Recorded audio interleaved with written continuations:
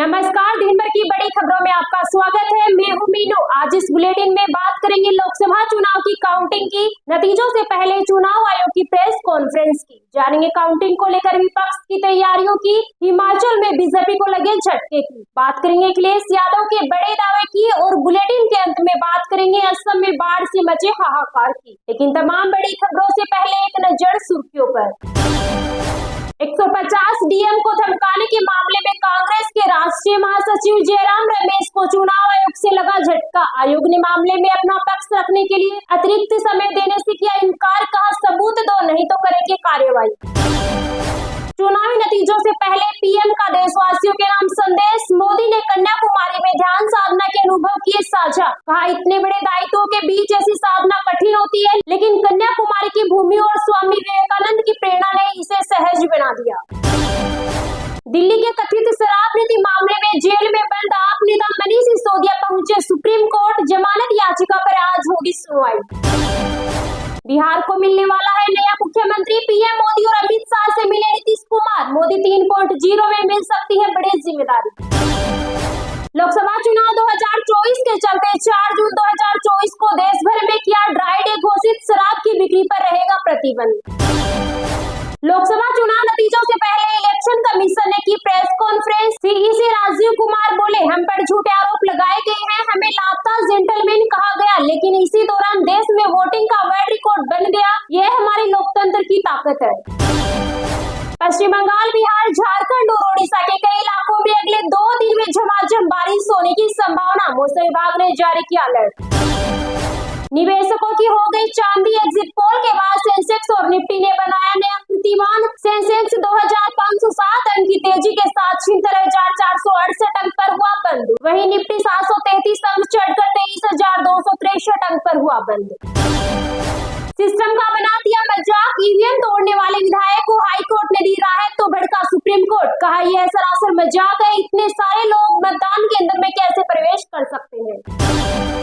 अरविंद केजरीवाल को लेकर आम आदमी पार्टी के राज्यसभा सांसद संजय सिंह ने किया बड़ा दावा, कहा आज 44 डिग्री तापमान रहा, भीषण गर्मी में जेल की एक छोटी सी कोठरी में अरविंद केजरीवाल को रखा गया। गर्मी से राहत के लिए कूलर का भी इंतजाम नहीं, जबकि कुख्यात अपराधी को भी कूलर मिला है। अमूल के बाद अब मदर डेयरी का दूध हुआ महंगा, आज से ही बढ़ गए इतने दाम, कंपनियों ने अपने दूध की कीमत में 2 रुपए प्रति लीटर की बढ़ोतरी करी। काउंटिंग में गड़बड़ी दिखे तो तुरंत वीडियो भेजे, कार्यकर्ताओं के लिए कांग्रेस ने जारी किए हेल्पलाइन नंबर। नहीं मिली T20 वर्ल्ड कप की टीम में जगह तो भारतीय टीम के ऑलराउंडर केदार जाधव ने लिया संन्यास, धोनी स्टाइल में क्रिकेट को कहा अलविदा।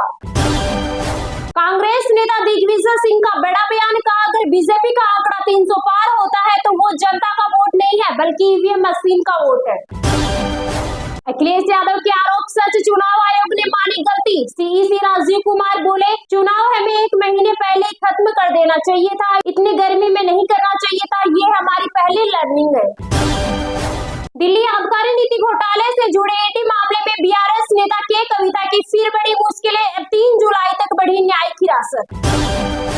एग्जिट पोल पर बोली कांग्रेस की पूर्व अध्यक्ष सोनिया गांधी, का 4 जून को नतीजों का करें इंतजार। असम में भारी बारिश से उफान पर नदियां, 5 लाख से ज्यादा लोग प्रभावित, 28 मई से अब तक 18 लोगों की मौत। सोने के भाव में बड़ी गिरावट, चांदी की कीमतें भी हुई कम, सोना 200 रुपए के नुकसान के साथ 72,450 रुपए प्रति 10 ग्राम रह गया, वहीं चांदी की कीमत भी 800 रुपए टूटकर 92,900 रुपए प्रति किलोग्राम रह गई। मुइजू के फैसले से चिंता में इजराइल, नेतन्याहू की अपने नागरिकों को सलाह, जहां पीएम मोदी गए वहां जाएं। लोकसभा चुनाव 2024 के नतीजों से पहले केंद्रीय चुनाव आयोग की ओर से शिवसेना के चीफ उद्धव ठाकरे को भेजा नोटिस। दरअसल उद्धव ठाकरे ने मुंबई में धीमी गति से मतदान के लिए चुनाव आयोग को ठहराया था जिम्मेदार। किसी भी सीट से हारे तो इस्तीफा दूंगा, राजस्थान के कृषि मंत्री किरोड़ी लाल मीणा ने कहा, पूर्ण बहुमत से सरकार बना रही बीजेपी। पोस्टल बैलेट की गिनती होगी पहले, कांग्रेस नेता अभिषेक मनु सिंघवी बोले, चुनाव आयोग हुआ तैयार।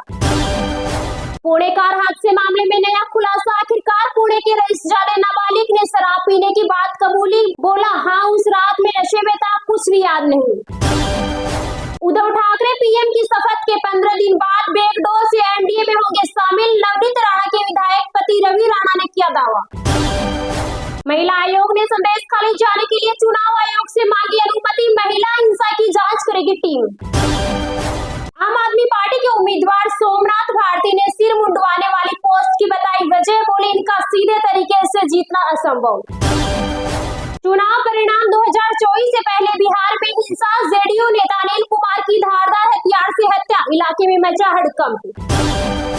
पुलवामा के निहामा में सुरक्षा बलों और आतंकियों के बीच मुठभेड़, तलाशी अभियान के दौरान की फायरिंग। मालदीव छोड़िए, भारत को बनाए टूरिस्ट डेस्टिनेशन, राष्ट्रपति मुइज़ो के प्रतिबंध का इजराइल ने दिया जवाब। ये तो थी सुर्खियां, आप जानते हैं आज की कुछ महत्वपूर्ण खबरों को विस्तार से, लेकिन अभी तक आपने इस वीडियो को लाइक नहीं किया तो लाइक कर दीजिए। पश्चिम बंगाल, बिहार, झारखंड और उड़ीसा के कई इलाकों में अगले 1-2 दिन में झमाझम बारिश होने की संभावना, मौसम विभाग ने जारी किया अलर्ट। देश में इन दिनों भयंकर गर्मी के बीच मानसून ने दस्तक दे दी है। उत्तर भारत जहां भयंकर गर्मी से तप रहा है, वहीं दक्षिण और पूर्वोत्तर भारत में मानसून मेहरबान है। वहीं अब मौसम विभाग की तरफ से दी गई नई जानकारी के मुताबिक दक्षिण पश्चिम मानसून के आगे बढ़ने से मानसून अपने तेज समय से आगे चल रहा है। यह अब तक दक्षिण के केरल, कर्नाटक, तमिलनाडु, तटीय आंध्र प्रदेश और तेलंगाना के कुछ हिस्सों के अलावा लक्षद्वीप और अंडमान निकोबार समेत अरब सागर और बंगाल की खाड़ी में बहुत आगे बढ़ चुका है। इसके अलावा मानसून पूर्वोत्तर के सभी राज्यों में भी पहुंच चुका है। मौसम विभाग की नई जानकारी के मुताबिक पश्चिम बंगाल, बिहार, झारखंड और ओडिशा के कई इलाकों में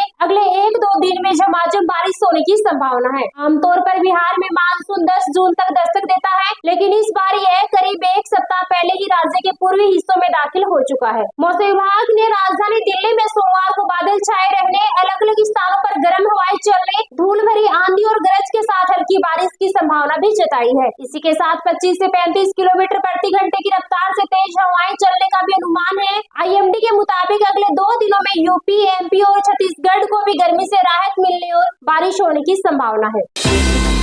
चुनावी नतीजों से पहले पीएम का देशवासियों के नाम संदेश, मोदी ने कन्याकुमारी में ध्यान साधना के अनुभव किए साझा, कहा इतने बड़े दायित्वों के बीच ऐसी साधना कठिन होती है, लेकिन कन्याकुमारी की भूमि और स्वामी विवेकानंद की प्रेरणा ने इसे सहज बना दिया। लोकसभा चुनाव के नतीजे कल यानी मंगलवार को आएंगे। उससे पहले पीएम मोदी ने देशवासियों के नाम लेख साझा किया है। वोटिंग के अंतिम चरण से पहले पीएम कन्याकुमारी में 3 दिवसीय आध्यात्मिक यात्रा पर गए थे, जहां उन्होंने ध्यान साधना की। 2 जून को दिल्ली लौटे और इसी दौरान उन्होंने अपने ध्यान से जुड़े अनुभवों को लेख के माध्यम से बताया है। पीएम मोदी ने कहा, यह स्वाभाविक है कि चुनाव का उत्साह मेरे दिल और दिमाग में गूंज रहा है। रैलियों और रोड शो में दिख रहे लोगों की भीड़ मेरी आंखों के सामने आ गई। हमारी नारी शक्ति का आशीर्वाद, भरोसा, स्नेह, ये सब बहुत ही विनम्र अनुभव था। मेरी आंखें नम हो रही थी। मैं साधना में प्रवेश कर गया और फिर गर्मा गर्म राजनीतिक भय से हमले और जवाबी हमले, आरोपों की आवाजें और शब्द जो एक चुनाव की खासियत है, ये सब एक शून्य में विलीन हो गए। मेरे भीतर एक वैराग्य की भावना पनपने लगी।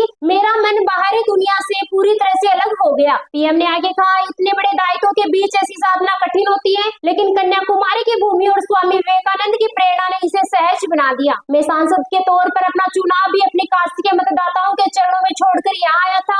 मैं ईश्वर का भी आभारी हूँ कि उन्होंने मुझे जन्म से ये संस्कार दिए। मैं ये भी सोच रहा था कि स्वामी विवेकानंद जी ने उस स्थान पर साधना के समय क्या अनुभव किया होगा। मेरी साधना का कुछ हिस्सा इसी तरह के विचार प्रवाह में बहा। पीएम ने कहा कि इस ध्यान साधना के बीच मेरे मन में निरंतर भारत के उज्जवल भविष्य के लिए, भारत के लक्ष्यों के लिए निरंतर विचार उमड़ रहे थे। कन्याकुमारी के उगते हुए सूर्य ने मेरे विचारों को नई ऊंचाइयां दी। सागर की विशालता ने मेरे विचारों को विस्तार दिया और क्षितिज के विस्तार ने ब्रह्मांड की गहराई में समाई एकात्मकता का निरंतर एहसास कराया। ऐसा लग रहा था जैसे दशकों पहले हिमालय की गोद में किए गए चिंतन और अनुभव पुनर्जीवित हो रहे हो।